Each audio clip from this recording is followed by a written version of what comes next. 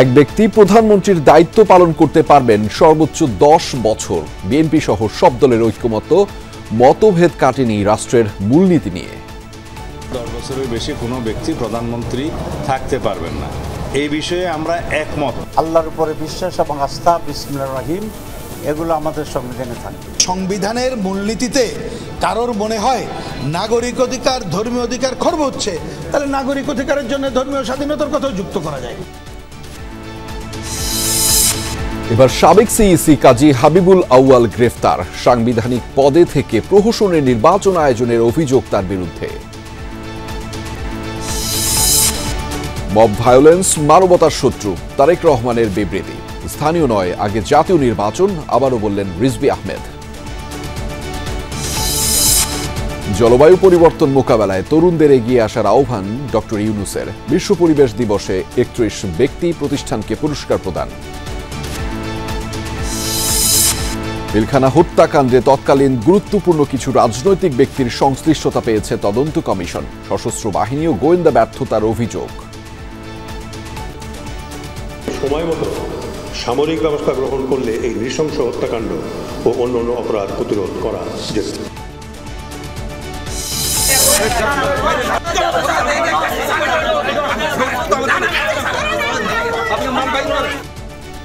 আখাউড়ায় task ফোর্সের অভিযানে মাদক কারবারিদের হামলা। গ্রেফতার 5। সিসি ক্যামেরা বসিয়ে আস্তানায় চলত মাদক বেচাকেনা ও সেবন। যুদ্ধ বন্ধ হওয়ায় ইরানে বিজয়ের উল্লাস। ইসরায়েলিরাও স্বস্তিতে। মার্কিন হামলায় ধ্বংস হয়নি তেহরানের পারমাণবিক সক্ষমতা, প্রতিবেদন পেন্টাগনের।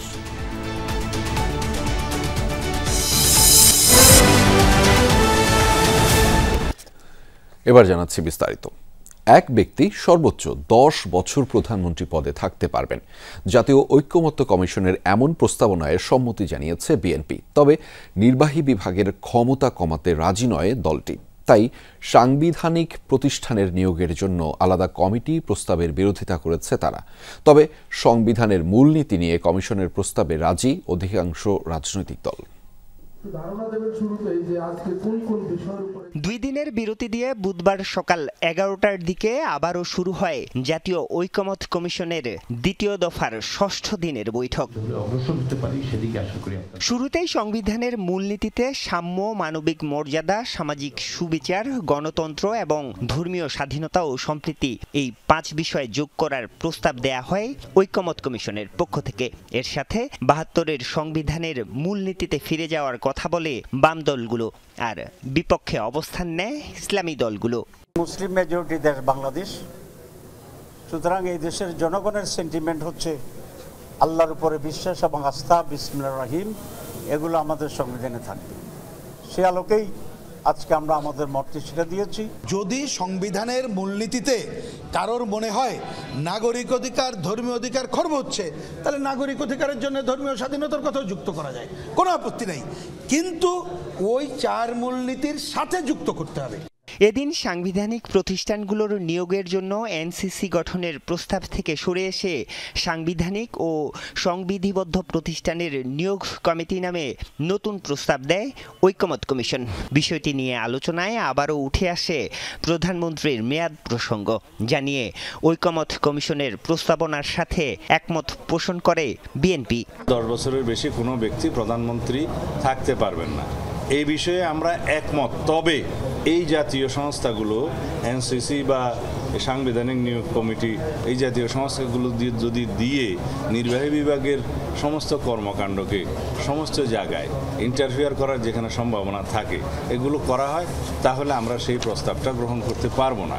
নতুন কাঠামো, নতুন গণতান্ত্রিক পদ্ধতি যদি আমরা জনগণের কাছে উপস্থিত করতে না পারি, তাহলে গণঅভ্যুত্থানের আকাঙ্ক্ষা ব্যর্থ হবে। এইখানে দলীয় পজিশনের চেয়ে জাতীয় স্বার্থ এবং আমরা যেহেতু জাতীয় ঐক্যমতের জন্য বসছি, ওই হাউজের মতামতটা কি প্রাধান্য দেওয়া উচিত সকলের। এত সংস্কারের কথা বলছি, কিন্তু আসলে যদি গোড়ায় যদি গলত থাকে, তাহলে কিন্তু কোনো সংস্কার আখেরে কোনো ফলাফল দেবে না। জাতীয় ঐক্যমত কমিশনের আলোচনায় অনৈক্য নিয়ে হতাশার কথা জানায় বেশ কয়েকটি রাজনৈতিক দল। কেউ একমত হতে পারছেন না। আমরা ওনাদেরকে বলেছি, আপনি যে ত্যাগ করছেন, আপনি যে আপনার দলের মতামতটাকে জাতীয় স্বার্থে অগ্রাধিকার দিচ্ছেন, সেটা হলে আপনার সম্মান বাড়বে। এটা ইচ্ছা করলে 10-15 মিনিটের মধ্যে আলোচনা করে একটা সিদ্ধান্তে আসতে পারে, কিন্তু ওনারা কিন্তু সিদ্ধান্তে আসছেন না। এখানে আমি আমার হতাশাটা ব্যক্ত করছি। তবে আলোচনার অগ্রগতি নিয়ে আশাবাদী ঐকমত্য কমিশনের সহসভাপতি। বিএনপির পক্ষ থেকে সর্বশেষ যেটা বলা হয়েছিল সেটি হচ্ছে যে সাংবিধানিক প্রতিষ্ঠানে নিয়োগের জন্য যদি কোনো ধরনের কমিটি বা কমিশন তৈরি হয় তাহলে প্রধানমন্ত্রীর মেয়াদের ব্যাপারে যে 10 বছর সেটি পুনর্বার বিবেচনা করতে হবে। সেদিক থেকে এই আলোচনাটা হয়েছে আজকে, কিন্তু আমরা কোনো রকম ঐকমত্যে কিংবা এমনকি কোনো রকম উপসংহারে উপনীত হতে পারিনি। দ্বিতীয় দফায় 6 দিনে আলোচনা হয় 9টি এজেন্ডা নিয়ে। এর মধ্যে সব রাজনৈতিক দল একমত হয়েছে কেবলমাত্র 2টি বিষয় নিয়ে। অমীমাংসিত বিষয় নিয়ে আগামী রোববার আবারও বৈঠকে বসবে ঐকমত্য কমিশন। আরিফুর রহমান সবুজ, যমুনা নিউজ, ঢাকা। সাবেক প্রধান নির্বাচন কমিশনার কাজী হাবিবুল আউয়ালকে রাজধানীর মগবাজার থেকে গ্রেফতার করেছে ডিবি পুলিশ। দুপুরে এক ব্রিফিংয়ে ডিবির যুগ্ম কমিশনার মোহাম্মদ নাসিরুল ইসলাম জানিয়েছেন, শেরেবাংলা নগর থানায় সাবেক সিইসির বিরুদ্ধে মামলা রয়েছে। সাংবিধানিক পদে থেকে তার বিরুদ্ধে প্রহসনের নির্বাচন আয়োজনের অভিযোগ রয়েছে। আগামীকাল হাবিবুল আউয়ালকে আদালতে হাজির করে রিমান্ড চাইবে মামলার তদন্ত কর্মকর্তা। আওয়ামী লীগের দলীয় ও একই দলের স্বতন্ত্র প্রার্থীদের মধ্যে 2024 সালে নির্বাচন করে বিতর্কিত হয় কাজী হাবিবুল আউয়াল কমিশন। ওই নির্বাচনে ভোটের হার নিয়ে বড় ধরনের বিতর্ক দেখা দেয়। ওই প্রহসনের নির্বাচনের কারণেই তার বিরুদ্ধে মামলা করে বিএনপি। একই মামলার আসামি আরও 2 সাবেক সিইসি AKM নুরুল হুদা ও কাজী রকিবউদ্দিন আহমদ।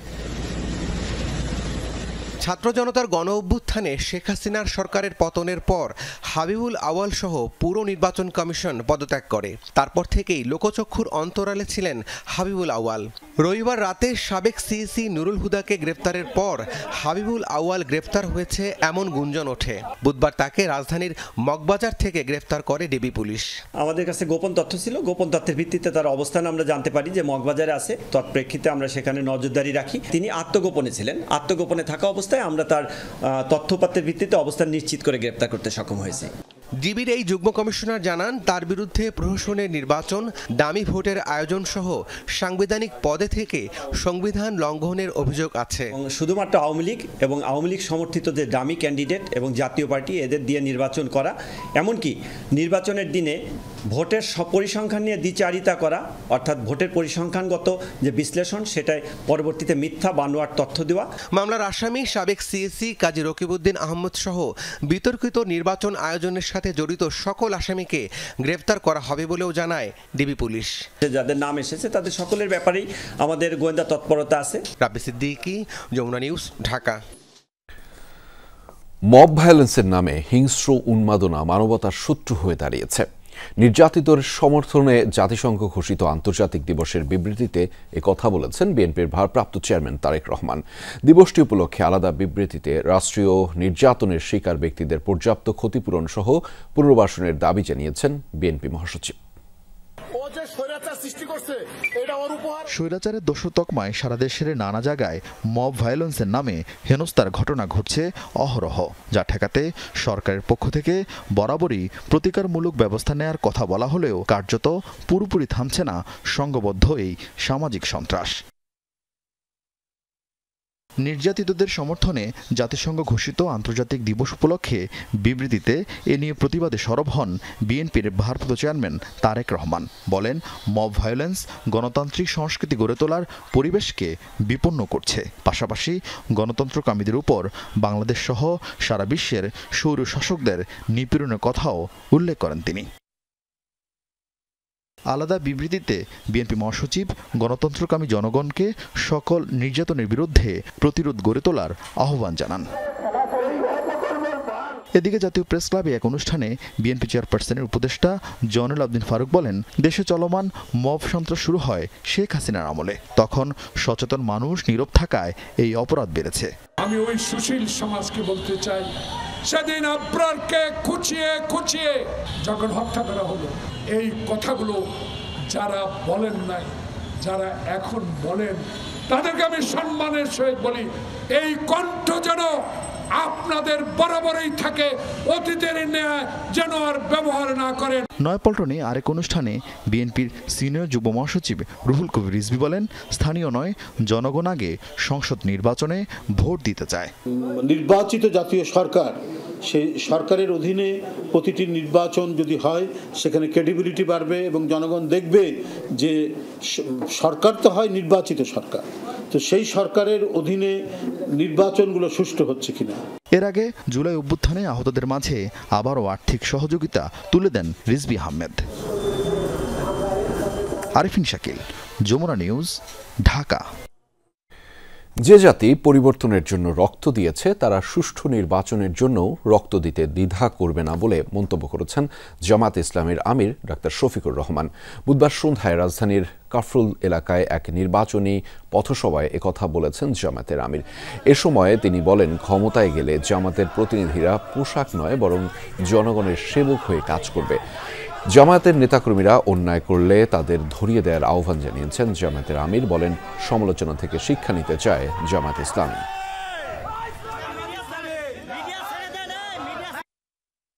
আমরা চাই যে মিলেমিশে আমরা সবাই থাকব। কে কোন ধর্মের অনুসারণ হবে এটা আল্লাহ তাআলার ফয়সালার ব্যাপার। আল্লাহ যাকে দিনের জন্য কবুল করবেন সেই কেবল দিনের নিয়ামত হাসিল করতে পারবে। আমরা জোর করে কাউকে ইসলামে দীক্ষিত করার কোনো অধিকার আমাদের নেই।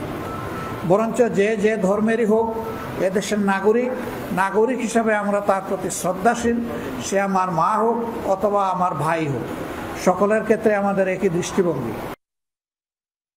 যুদ্ধ বিগ্রহ এবং পরিবেশ বিপর্যয়ের কারণে বিশ্ব চ্যালেঞ্জের মুখে আছে বলে মন্তব্য করেছেন প্রধান উপদেষ্টা ডক্টর মোহাম্মদ ইউনূস।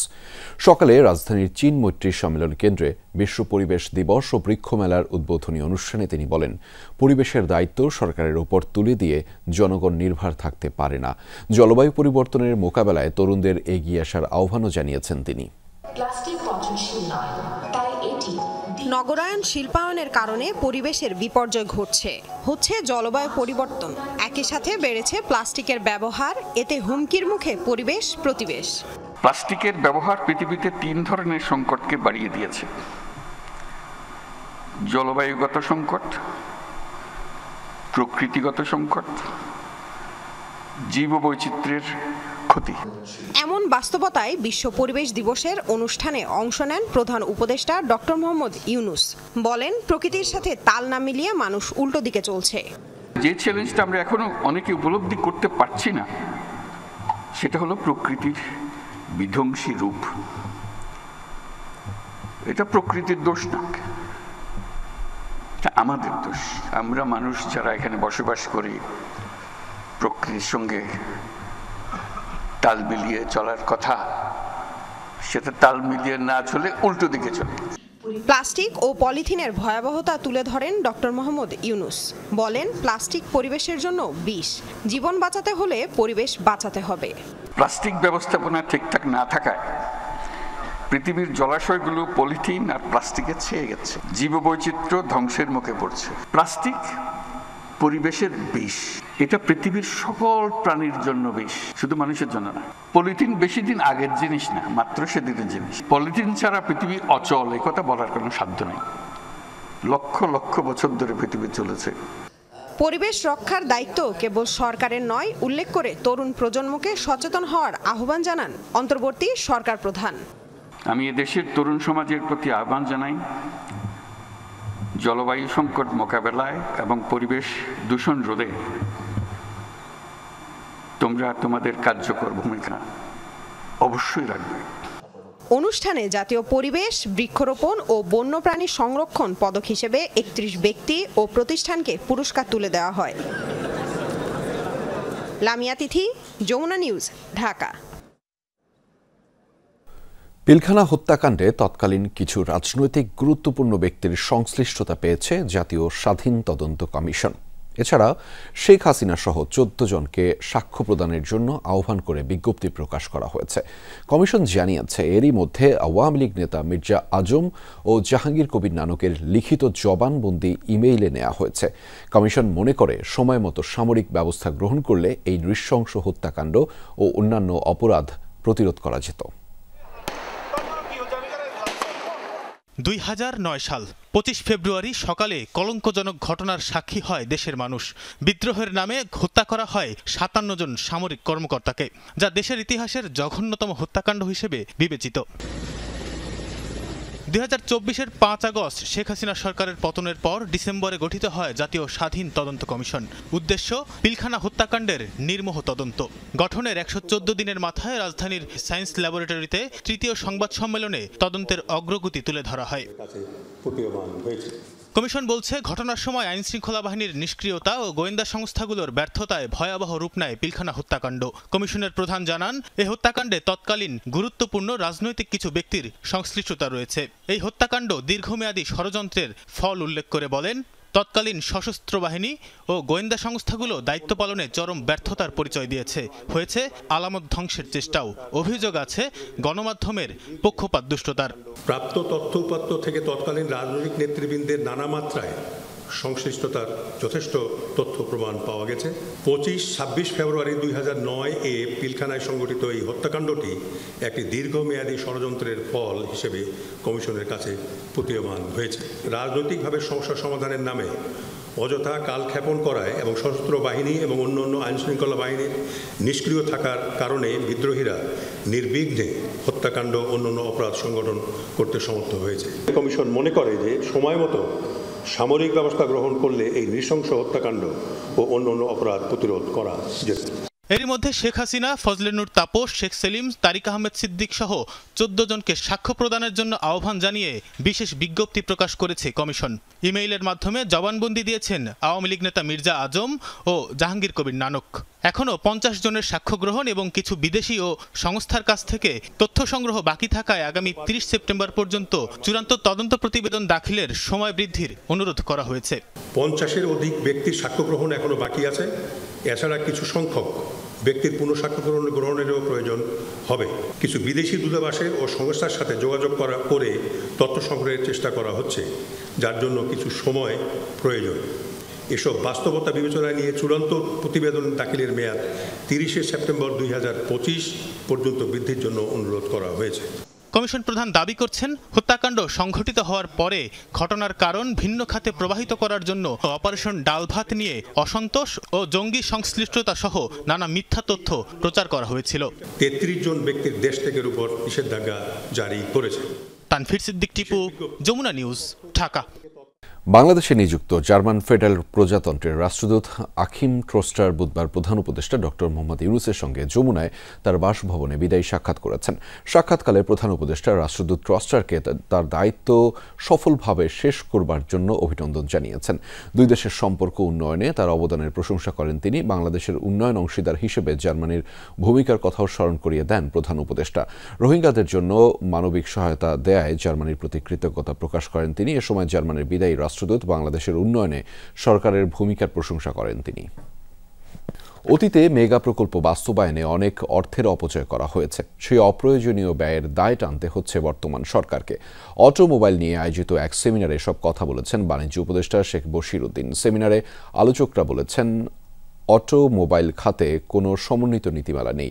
দেশে গাড়ির সংখ্যা বাড়লেও সে অনুযায়ী রাস্তা বাড়ছে না, যে কারণে তৈরি হচ্ছে নানা জটিলতা। সমস্যা সমাধানে গণপরিবহনের সংখ্যা বাড়ানোর পক্ষে মত দেন বক্তারা। বাণিজ্য প্রতিযোগিতায় সক্ষমতা বাড়াতে পণ্য পরিবহন ব্যয় কমিয়ে আনার কথাও বলেন তারা। অনুষ্ঠানে বাণিজ্য উপদেষ্টা বলেন, অর্থনৈতিক উন্নয়নের জন্য নীতির বৈচিত্র্যকরণ দরকার।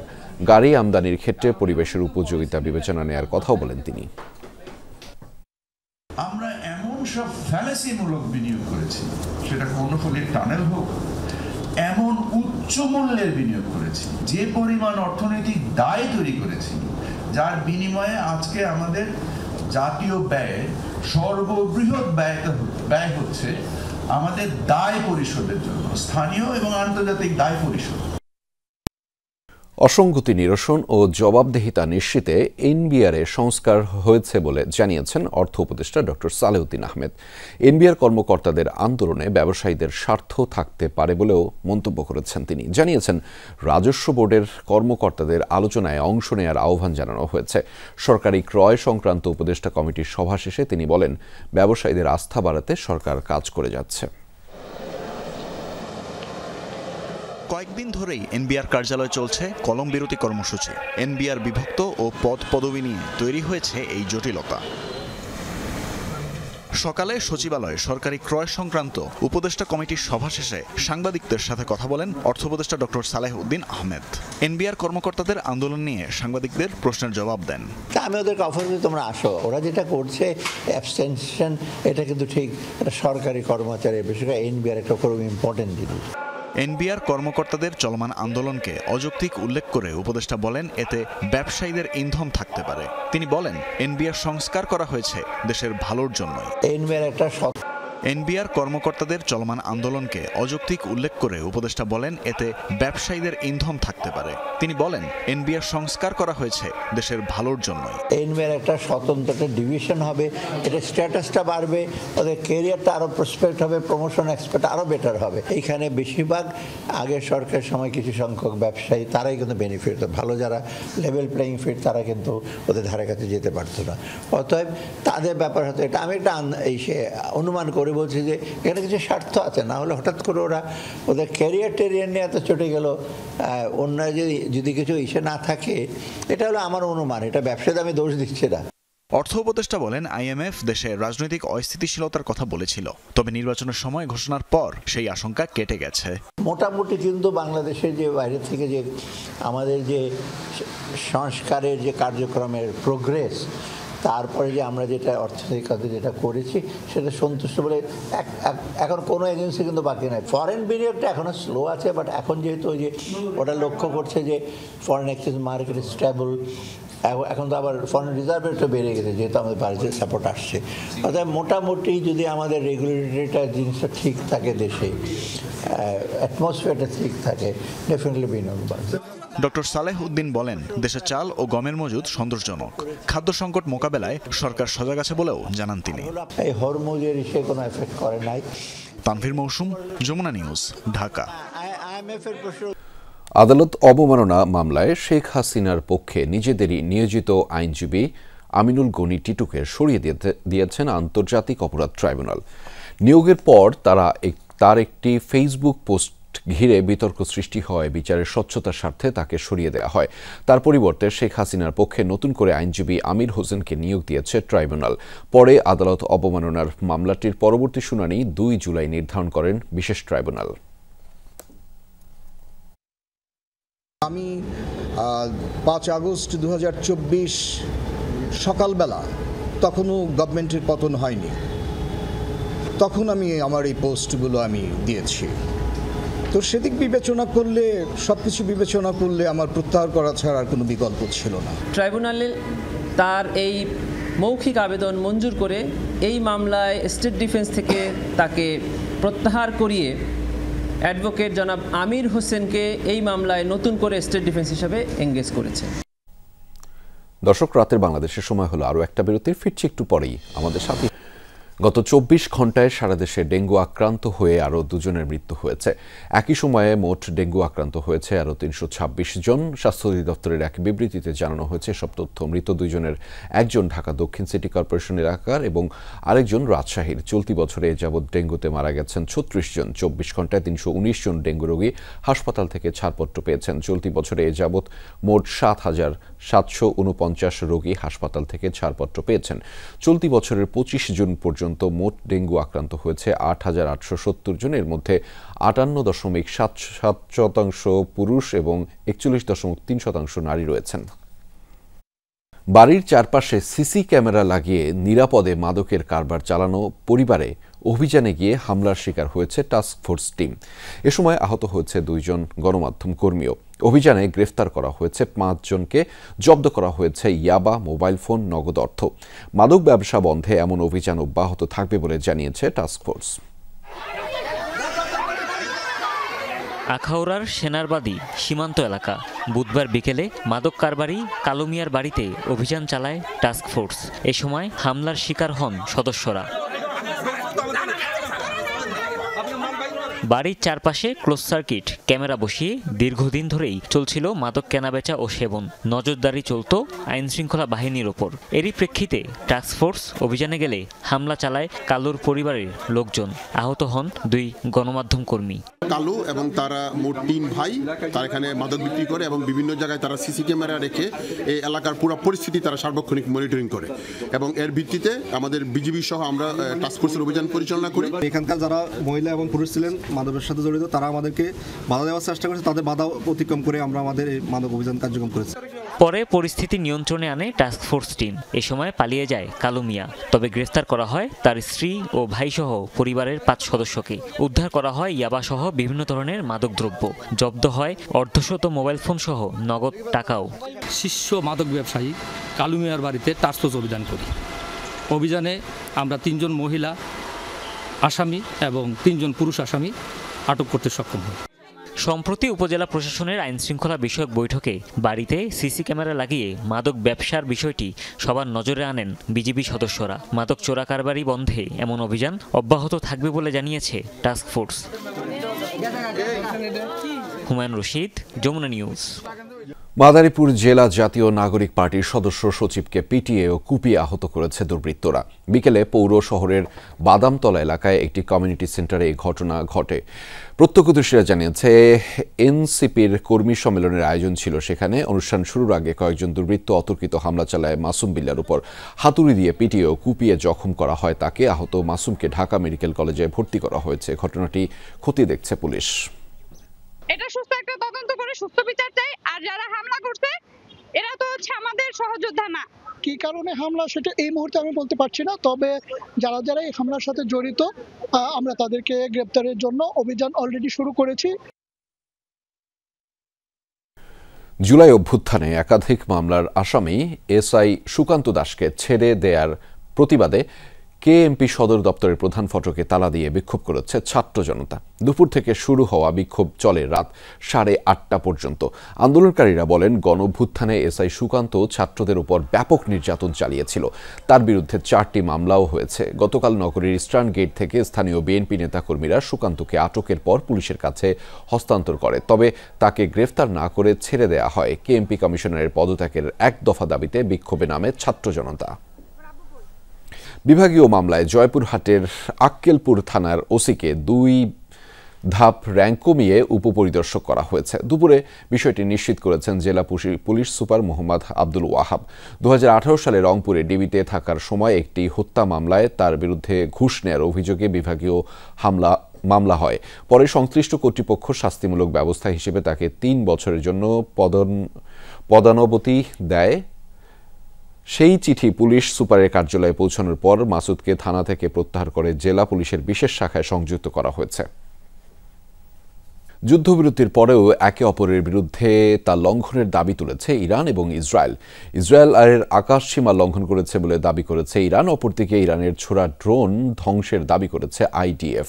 এদিকে যুদ্ধবিরতির পর স্বস্তি ফিরেছে দুদেশের মানুষের মাঝে। পরমাণু কেন্দ্রে ধ্বংস কিংবা ইসলামী সরকারের পতন কোনোটিতেই সফল হয়নি ইসরায়েল। উল্টো তেল আবিব সহ ইসরায়েলের বিভিন্ন স্থানে সফল হামলা চালিয়েছে বিপ্লবী মার্চ গার্ড বাহিনী। তাই যুদ্ধবিরতিকে বিজয় আখ্যা দিয়ে উল্লাসে মাতেন ইরানিরা। অন্যদিকে বাংকার ও আশ্রয়কেন্দ্র থেকে বেরিয়ে স্বাভাবিক জীবনে ফিরতে শুরু করেছে ইসরায়েলিরা। সবচেয়ে শক্তিশালী বোমা মেরেও ধ্বংস করা যায়নি ইরানের পারমাণবিক প্রকল্প। প্রায় অক্ষত রয়েছে সকল সেন্ট্রিফিউজ। পেন্টাগনের গোপন এই প্রতিবেদন প্রকাশ করেছে সিএনএন। যদিও গণমাধ্যমের এই প্রতিবেদনকে মিথ্যাচার আখ্যা দিয়েছেন প্রেসিডেন্ট ডোনাল্ড ট্রাম্প। 30,000 পাউন্ডের 14টি বাংকার বাস্টার বোমা, 30টির মতো টমাহক মিসাইল, আনুমানিক 75টি প্রিসিশন গাইডেড উইপন। এত সব ধ্বংসাত্মক অস্ত্র ব্যবহার করেও ইরানের কতটা ক্ষতি করতে পারল যুক্তরাষ্ট্র? স্বয়ং মার্কিন গোয়েন্দা তথ্যই বলছে ইরানের পারমাণবিক স্থাপনার তেমন কোনো ক্ষতি হয়নি। শনিবার অত্যাধুনিক 7টি B2 বোমারু বিমান সহ মোট 125টিরও বেশি যুদ্ধবিমান দিয়ে ইরানের 3 সুরক্ষিত পারমাণবিক স্থাপনায় হামলা চালায় যুক্তরাষ্ট্র। অভিযানের পর এটিকে ইতিহাসের অন্যতম সফল হিসেবে দাবি করেন মার্কিন প্রেসিডেন্ট, কিন্তু 72 ঘন্টা না পেরোতে ট্রাম্পের দাবিকে ভুল প্রমাণ করে নতুন তথ্য জানালো পেন্টাগন। অপারেশন মিডনাইট হ্যামার নামক অভিযানটি নিয়ে একটি মূল্যায়ন প্রতিবেদন তৈরি করে পেন্টাগনের গোয়েন্দা শাখা ডিফেন্স ইন্টেলিজেন্স এজেন্সি, যেখানে দাবি করা হয় যুক্তরাষ্ট্রের হামলায় ইরানের পরমাণু কর্মসূচির উল্লেখযোগ্য কোনো ক্ষতি হয়নি। হামলার পরও প্রায় অক্ষত ছিল সেন্ট্রিফিউজগুলো, এমনকি কোনো ক্ষতি হয়নি মজুতকৃত সমৃদ্ধ ইউরেনিয়ামেরও, যা উঠে আসে CNN, CBS এর মতো গণমাধ্যমগুলোর প্রতিবেদনে। রিপোর্ট অনুসারে ইরানের বেশিরভাগ প্রকল্পই এখনও অক্ষত। তেমন কোনো ক্ষতি হয়নি ভূগর্ভস্থ স্থাপনার, শুধু স্থলভাগের অবকাঠামোই ধ্বংস হয়েছে হামলায়, আর তাতে বড়জোর মাস দুয়েক পিছিয়ে যেতে পারে কর্মসূচির গতি। কিন্তু গণমাধ্যমগুলোর দাবি অস্বীকার করেছে হোয়াইট হাউস। ইরানের পরমাণু কেন্দ্রগুলো পুরোপুরি ধ্বংস হয়ে গেছে। এই ইস্যুতে CNN মিথ্যাচার করছে, যা তারা সবসময় করে থাকে। এ কারণেই তাদের কোনো গ্রহণযোগ্যতা নেই। এর আগে প্রায় 400 কেজি 60% সমৃদ্ধ ইউরেনিয়াম সরিয়ে নেয় ইরান, যার হদিস পায়নি জাতিসংঘের আণবিক শক্তি সংস্থা। এই পরিমাণ ইউরেনিয়াম দিয়ে কমপক্ষে 10টি পারমাণবিক বোমা বানানো যাবে। অবশ্য ইসরায়েলি কর্মকর্তাদের শঙ্কা, গোপনে কিছু পরমাণু স্থাপনা তৈরি করেছে ইরান, বড় কেন্দ্রগুলো আক্রান্ত হলেও যেখান থেকে কাজ চালিয়ে নেওয়া যাবে। অনিক রহমান, যমুনা নিউজ। দর্শক, এই ছিল রাতের বাংলাদেশের আয়োজনে। এতক্ষণ আমাদের সাথে থাকার জন্য আপনাদের সবাইকে ধন্যবাদ।